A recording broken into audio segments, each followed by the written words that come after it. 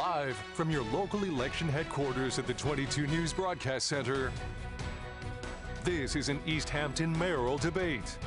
And now, here's Rich Teddemer. Good afternoon and welcome to your special Your Election Headquarters presentation right here on 22 News. Today we're hosting a debate among the candidates running for mayor of Easthampton. I'm joined in studio by incumbent Mayor Nicole LaChapelle and challenger Eric Berzins.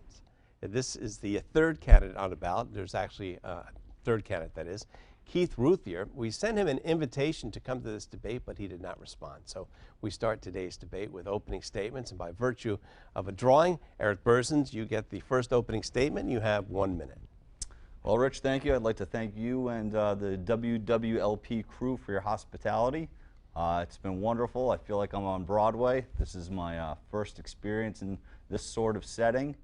I do want to apologize if I stumble a little bit. I am not a politician. I just feel that for the sake of democracy, it's important to have, at the very least, another candidate to have dialogue during a debate and during an election year. I've got a few things I'd like to talk about, but I think that they'll probably be addressed in the next 45 minutes or so. And let's do it. All right, Mr. Berzin. Mayor Nicole LaChapelle, your time is 1 minute for an opening statement. Okay. Thank you, Rich, and WWLP for putting together this forum. It is great to have robust public conversation around all sorts of issues, and I'm very glad to be here. I also want to thank the residents of Easthampton for voting me into office in 2017 and then again in 2019. We've done so many things together, and I hope that I can earn your vote to do even more work together. Very proud of where we brought the city as far as number of grants to improve our public infrastructure, bring jobs as well as industry to the city, and laying groundwork for more housing that we desperately need. I look forward to the time coming to answer questions as well as lay out what you can expect from me in the next 4 years if elected. Okay, candidates, it's time for our question and answer part of our debate. I will ask a question and each candidate will then have 1 minute to respond. The order of questions was determined by a drawing, and by virtue of that, Eric Berzins, you get to go first. The first question. Easthampton is home to many small businesses such as restaurants and shops, and small businesses like these have been particularly hit hard by the pandemic. What do you think of what the city has done so far to help businesses recover, and what should the city do over the next 4 years in order to continue that effort? As a small business owner, I have found things to be quite confusing. We, as a town, our health department institutes different orders and regulations than the state, and it puts a lot of pressure on our business owners to express to our consumers what the policies are. It makes us, sometimes it puts us in an uncomfortable position, and I personally think that we should be more, we should be following the state guidelines rather than implementing our own local policies. Mayor LaChapelle, you've been in charge for the last 2 years during the pandemic. What has the city done so far to help businesses recover, and what should the city do over the next 4 years to continue that effort? Right when the pandemic really showed its strongest face, we went immediately to the state and federal government and applied with other cities in town for over $1 million in small and micro business grants to get money as soon as we could to the smallest of businesses, including those who have just opened, but also those small businesses facing child care issues or child care centers themselves. We also established different guidelines for how businesses could continue. Online, pickup, drop off. We work with them as much as possible during a public health safety issue time in unknowing what was coming next. I've often said, if I look back on these 10 years from now and I've been over cautious, then I've done my job. Okay, the next question first goes to you, Ms. Mayor. The real estate market has been booming lately, as we all know. With that, home prices have risen and rents have increased. There have been increased calls for more affordable housing across the state. Do you believe Easthampton needs more affordable housing? And if so, what is the best way to bring it about? So, absolutely. Easthampton's real estate market, as well as rental market, is just really very tight. It's hard for those in, middle class and below, working poor, to remain in the city. What I have done is, right at the beginning of the pandemic, with the help of the CPA, establish a rent assistance fund, which we will continue to put money into as we need to, as well as working with regional partners to make sure people have money to pay their mortgage as well as their rent. Going forward, we've just completed a housing production and needs study that gives us some pinpoint direction of how we can bring affordable housing to the city. Additionally, we have 3 schools that will be surplus, and we'll look to put affordable housing in those 3 buildings. Eric Berzins, your answer to that question, I'll give it to you again. Do you believe Easthampton needs more affordable housing? And if so, what's the best way to bring that about? That's a tricky question, Rich, because we have to take a look at what we currently have. And right now, I truthfully believe that we have a tax issue. We have been hit with incremental costs. I've spoken to a farmer down in the Oxbow, and he got rammed with taxes because he all of a sudden was being charged as a resident. So I think it's all in order to keep affordable housing. We also have to keep the we can't price people out of Easthampton. Our mayor has done a pretty good job of spending. We see the new Honeywell project. She says it's going to pay for itself, but we're all going to experience a $125 increase on our taxes because of this project. We've seen, just watching the city council meetings, it does seem like it was sort of rushed. We see tax breaks going out to individual projects like the good people at 1 Ferry Street. That's time, Mr. Berzins. Sorry about that. You have 1 minute. That's okay. You get the next question, too. Climate change affects all communities. How do you characterize the efforts Easthampton has made so far in trying to build resilience from the effects of climate change, as well as to reduce carbon emissions coming from the city? All right. Well, I'm going to kind of piggyback my last my last statement, because we're going back to spend. We're spending $6 million on a new solar system, which seems like it was pretty. We were pretty set on Honeywell. It didn't even seem like the project was out to bid. This is going to increase our taxes. You don't have to spend lots of money to be environmentally friendly. You have to go and enjoy nature.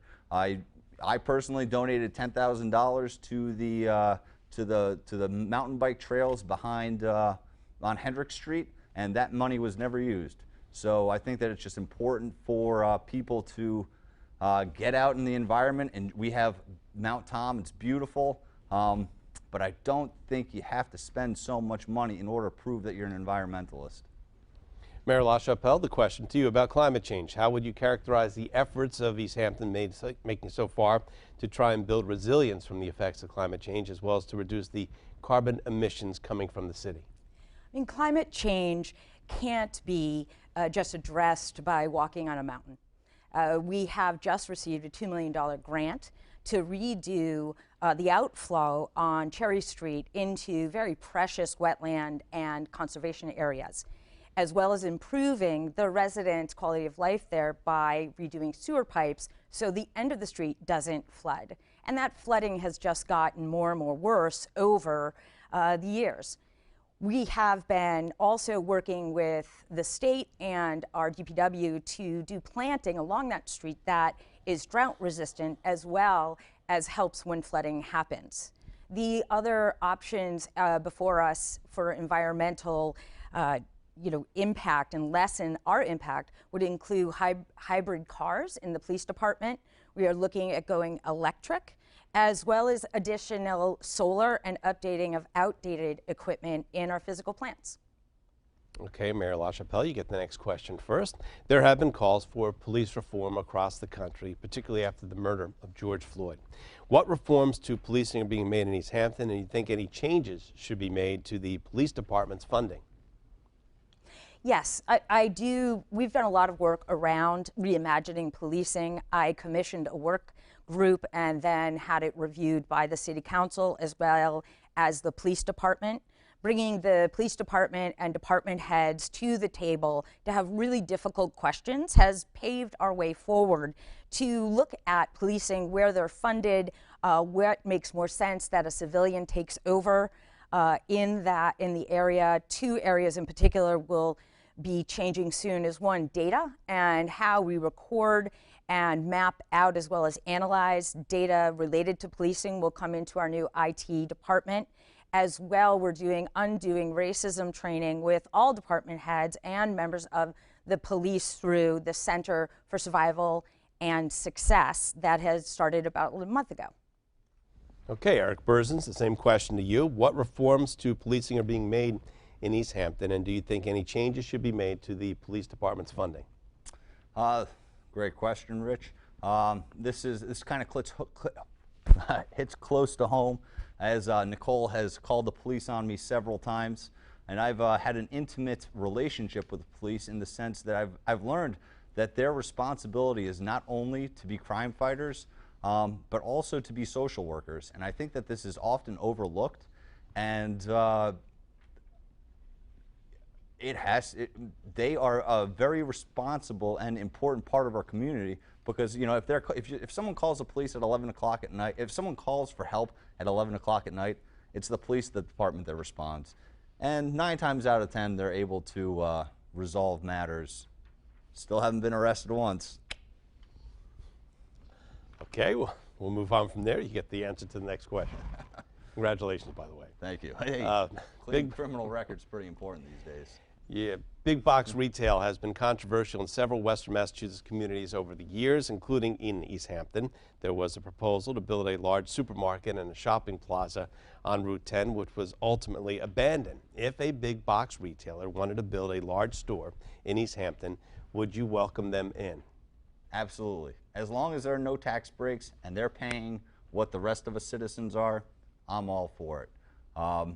I believe that we do have an asset. I think that you're talking about the Tasty Top property, and that has been, we have passed on great businesses that would bring tax dollars to the community with little impact. And I believe that that is one of the properties the town has made mistakes over in the past.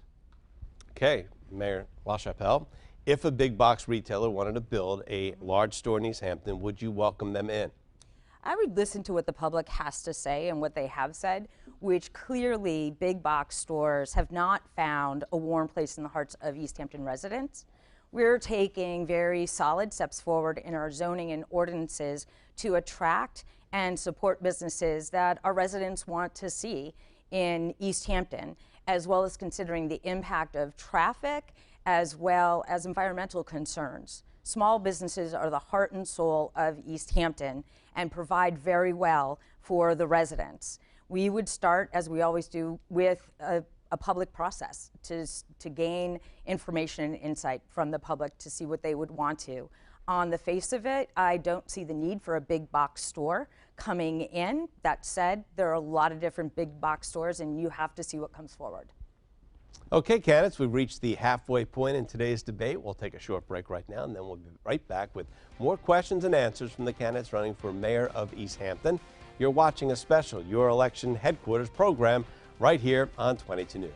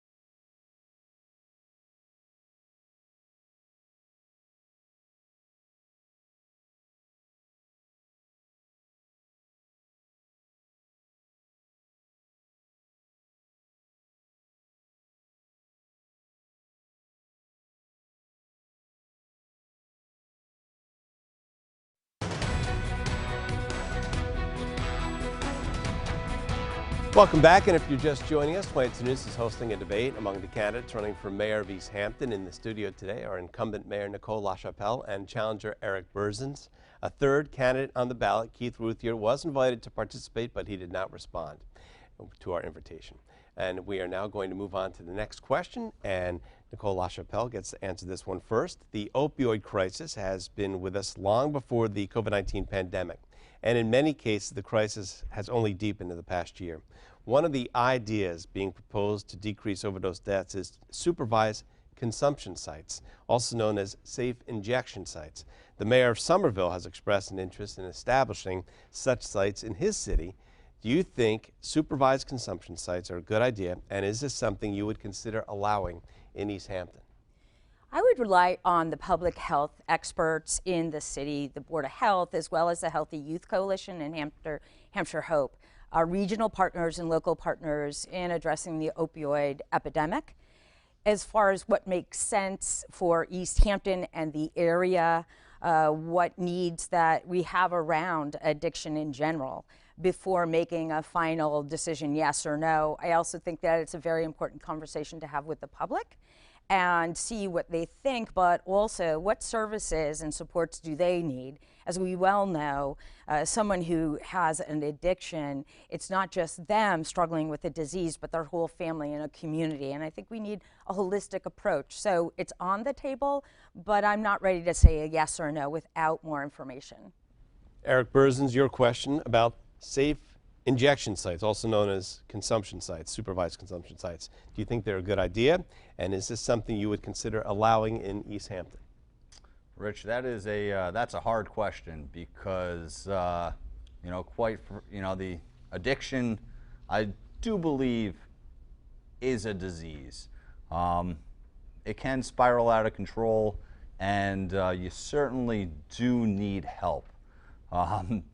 Quite frankly, as mayor, I don't mean to discount that question because it is so important, but I truthfully believe that the responsibility of the mayor is to have a balanced budget, make sure that we take care of our new school that we built, and take care of roads. I have to do more research, and maybe you can invite me back and we can discuss that question because, quite frankly, I don't know how to answer that. Okay. This year's mayoral election will be the first in our area to have the possibility of ranked choice voting. Ranked choice voting will be triggered if no one candidate receives more than 50% of the first preference votes. Ranked choice voting was approved by city voters in a citywide ballot question in 2019, but a similar statewide ballot question failed last year. Are you a supporter of ranked choice voting? Why or why not? I, quite frankly, don't fully understand what ranked choice voting is about, and this seems to be the trend in Easthampton. As we just saw yesterday, the Easthampton government put out a post on Facebook, and they're going to have a meeting on ranked choice voting. I'm certainly going to review that meeting and see what the implications are because it is quite confusing. I don't know how it works.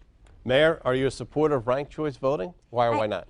I am a supporter of ranked choice voting, and I think it's absolutely the right choice for Easthampton. We just reviewed our charter, and the people who participated were from around the community, really looked at the issue and put forward the idea which was approved by the legislature. So if we were to have too few candidates or too many candidates, we have an assurance of voting somebody who has the majority of support of our community. I think that's vitally important. Ranked choice voting is like putting in order your favorite kinds of beer. You decide what you like first, the best, and then the second, and then the third, and then the fourth. It's very similar as when you go to get a beer tasting. You will look at our ballot, and you'll have a series of candidates as well as a write-in space, and you rank who you want to vote for, 1 through 3, or include a write-in candidate. Well, it's a good explanation. So, Eric, now you know. But this next question But it sort of sounds like gerrymandering. But let's continue to the next question. There you go. Well, the next question brings up a topic that you did mention, and Nicole, you get to answer this first. Easthampton is in the process of building a new Mountain View school, which will bring in students currently attending the city's 3 existing elementary schools and 1 middle school. But then there's the question of what should happen to those 4 existing school buildings. What are some of your ideas for repurposing those buildings? We started a process, about a year and a half ago to consider what happens with the 3 schools. It was a downtown strategy right before COVID. We got a lot of community input and we're able to align that with different programs, whether that's attracting small businesses or having an office space, housing, tearing it down, really led by the public. We followed that up right now with a reuse committee with another grant that we got to look at real-time data of what's going on with our city, affordability, what small businesses need, and the location of the schools, of how we can make them most useful and accessible for the whole city. I look forward to hearing what the reuse committee comes up with. It'll be about a year before they're done with their work, and then they come forward to put together a request for proposals, and we'll go from there. Eric, once again, the new Mountain View School being built. The question is, what should happen to the 4 existing school buildings? What are some of your ideas for repurposing those buildings? Truthfully, I guess we have to figure out, they are very old buildings. How contaminated are they? What is the possibility with them? But I want to talk about the Mountain View School. We do have an asset on our hand. I know it has been very controversial, but I do want to encourage the town to embrace this asset so that we can take care of, so that we can be competitive in attracting students from other towns and communities in order to make this school a financial positive. I do believe that in certain instances the schools were underfunded and overlooked, not necessarily the structures, but in terms of the teachers. I think we have an asset on our hands and we should utilize it to our fullest extent and try to attract other students from other communities to have this world-class facility pay off for itself. Eric, you get the next question. Whoever wins the November 2nd election will become the first mayor of the city to serve a 4-year term, and that comes after city voters approved a longer term in a 2019 ballot question. Do you support the longer mayoral term? Why or why not? Truthfully, I do not. I think that politicians and diapers have to be changed often and for the same reason. We saw that I don't think the mayor was necessarily expecting someone to run against her this year, and she kind of gave herself an extra 20 grand in the salary. So truthfully, I think that 2 years in a small town elected community, if you can't achieve it in 2 years, if you're not doing well after 2 years, you haven't accomplished anything, there's no reason you should be sticking around for another 2. Mayor LaChapelle, city voters approved the longer term for the 2019 ballot question. Do you support that longer mayoral term? Why or why not? I do.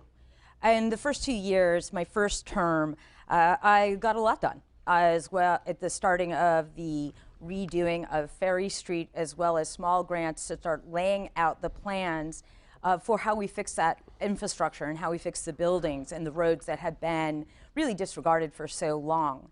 The grant and also fiscal structures of cities now really lend themselves to a 4-year term for consistency and financial stability, which I have achieved.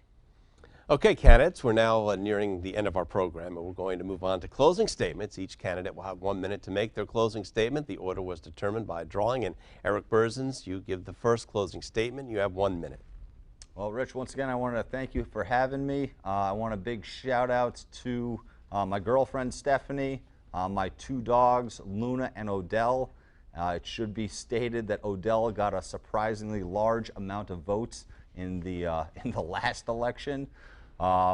She was a write-in candidate, but I do want to say that, although I didn't necessarily think I'd be sitting on this stage, I will treat this, if elected, I will treat this job with a lot of respect. I will resign from the brewery for the 4 years and truthfully commit to the town to maintain a strong budget, make sure the school is running properly, make sure the roads are properly paved. We've got a paving company in our town. There's no reason we shouldn't be able to pull this off. There's a lot of miscommunication with the town. For example, on my property alone, they installed a pipe that goes to nowhere. I've reached out to the mayor many times, and that's actually probably one of the reasons why I'm here. I'd like to talk to her on a face-to-face debate. So I'm glad you showed up. Time is up. Time is up. That's good. Thank you very much. Nicole LaChapelle, you have 1 minute for a closing statement. Thank you very much, Rich, for putting the forum together, as well as the residents and voters of Easthampton who will be watching. Over the last 4 years, we've accomplished a lot, and we've laid a future forward, whether that's conserving land on the side of Mount Tom, it's doing Union Street over, which will start shortly, as well as taking a look at our fiscal future. I've already created a tax relief fund to take some pressure off of our taxpayers. We have the highest bond rating in the history of Easthampton, and we'll continue strong going forward. I've managed the budget very well, and we're strong fiscally, even in the midst of a global pandemic. I ask for your vote on November 2nd so we can continue our work together. Thank you to both candidates for participating today. If you missed any of today's debate, you can watch it again in its entirety on our website at wwlp.com. Election Day is November 2nd. Make sure that your voice is heard. I'm Rich Teddemer. Have a good afternoon. See ya.